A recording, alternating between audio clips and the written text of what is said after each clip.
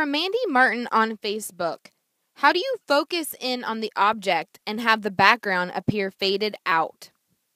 This is probably the most common question that I ever get asked because people want to get that awesome portraiture look where a face or an animal or whatever the subject is really focused and everything behind it has a really smooth blur to it. This is achieved by using the aperture setting, which actually the aperture is the size of the opening inside of the lens.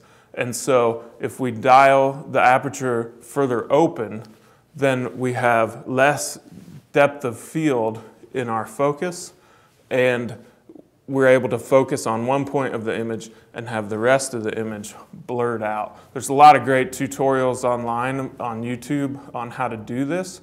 How I recommend people get started is use whatever you've got on your camera already and set your camera to aperture priority mode, and then make that one adjustment. Anytime you use the aperture mode or the shutter mode, your camera does all the other calculating except for that one value that you want to set. So set it to aperture and then adjust your aperture setting on your camera and take some pictures. Go back, study those pictures, and look at the changes between the images based on different aperture settings that you selected to use.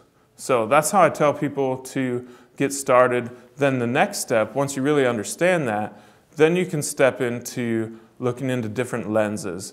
The quality of the lens has a lot to do with how much of that effect you can get into your images. And some of those lenses that really produce that effect really well are very expensive. An easy one to start with that's not all that expensive is the 50 millimeter 1.4 or 1.8 aperture. That means that lens can open up really, really wide and really give you a shallow depth of field in your images.